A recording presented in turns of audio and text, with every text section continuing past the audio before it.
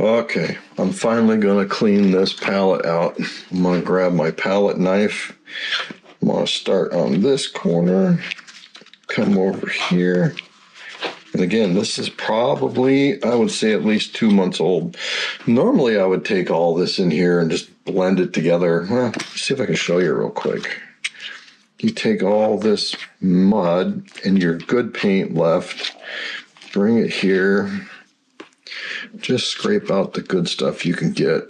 It kind of helps from wasting too much paint. But if you mix this up with all that gesso you had, you end up with, every time you mix a whole bunch of colors together, you're going to end up with mud. But this is a great color. It's a great underpainting for a lot of paintings. Whatever it is you got, just mix it in.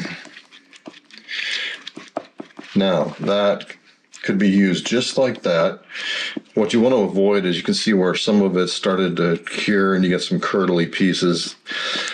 So you got to kind of watch that when you're putting it on your canvas. But here's a nice, warm underpainting that if you were to paint this on a blank canvas, it just tones your canvas and your background. So you could utilize everything that's still on this palette, but I'm not going to do that. I am going to get here and wrap this all up into a ball, and I am going to throw it away. And I'll be right back in a minute. I'm going to go wash this. Okay. The power of editing. There's a clean plastic stay wet palette. First thing I'm going to do is grab paper towels. And so I've got these paper towels that are like split in half. I love these. I think Costco's where you get them. But I'm going to fold one in half to make a full size. Let's do that. Put this down like that. And then I'm going to put one more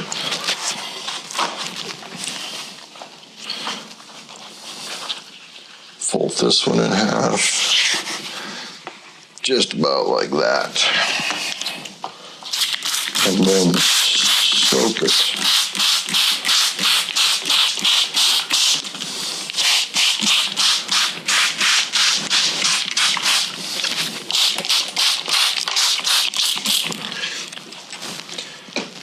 So this is wet. It's not to the point of saturation where it's so full that you can't tilt it and have a bunch of water roll down. You don't want it that wet. You don't want it totally soaked. You do want it wet. I'll show you here when we're doing the other side. Now let me grab the stay wet paper. And this is the stay wet paper. Actually, I'm just going to go ahead and, because I got enough water in there, lay that down. Try and get as many of the wrinkles out as I can, and so it doesn't curl up. Couple of sprays.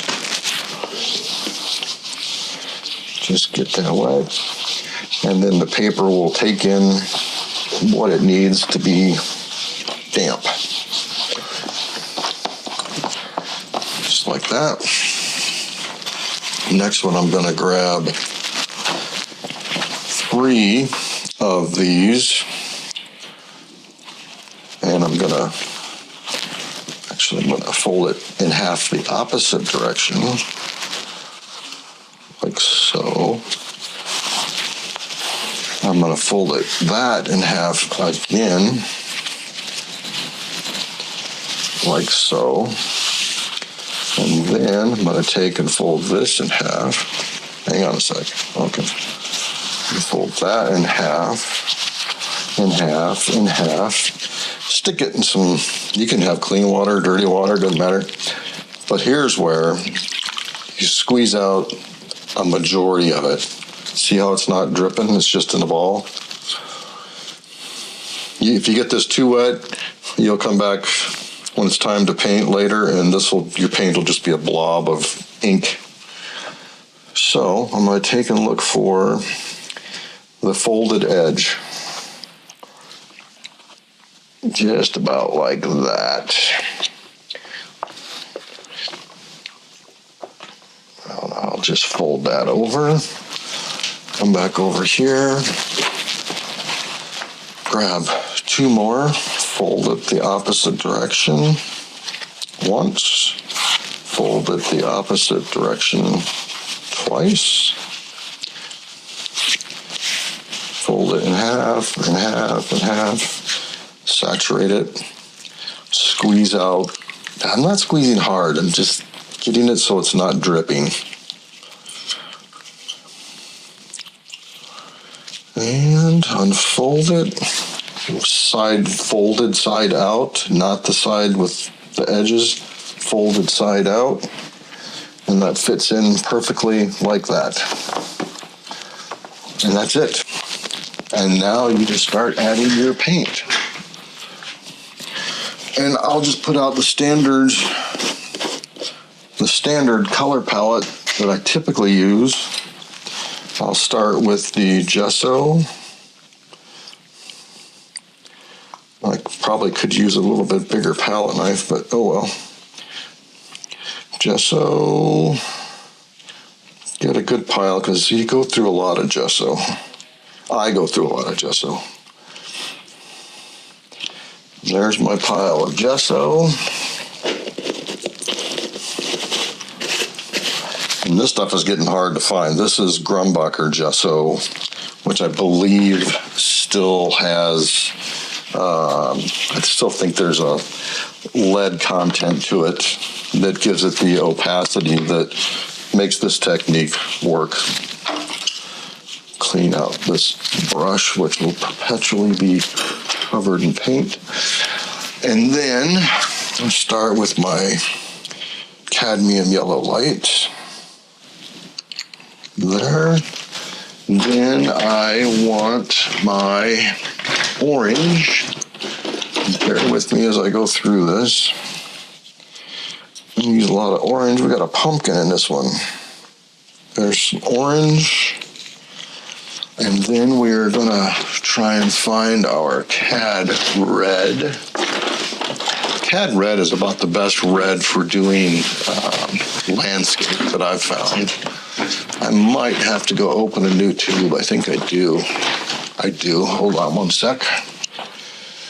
Cad red light. Right here, cad red light. There's cad red light. And then I need Hooker's green. Sometimes you just want to get those mixed up in the tube. This one might be a little old. Nope, that's good. Hooker's green. And then I come in with burnt sienna, and I know this one's going to be a little bit, it's old. I've had it for a long time, but it still works. Just get all the paint there in the end. Great for toothpaste.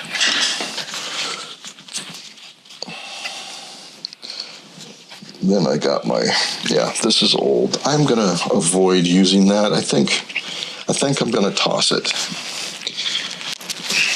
And not that you have to toss it. You really probably don't. I could use it, but it gets to be a pain to get it all re-squished out. So let me grab a new tube of that. If I can find my burnt sienna. Burnt sienna right here.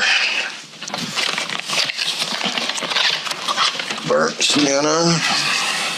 And there's a new tube of burnt sienna. That's much better.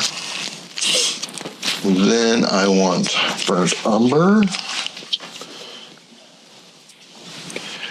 And I go through a lot of burnt umber because I make black with it. Burnt umber, and then we're going to come into our ultramarine blue green shade. I use a lot of this because it makes my dark colors. And now I'm going to add to this the turquoise deep. I do like this for some paintings. And from there, I'm looking for my dioxazine purple. It's right there. Purple tends to stay pretty good in the tube no matter what.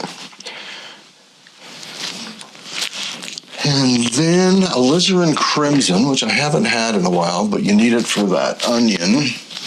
So let me find a new tube of alizarin crimson, if I've got one. Let's see. Yep. It's hiding way back in the back. Alizarin crimson. That right there.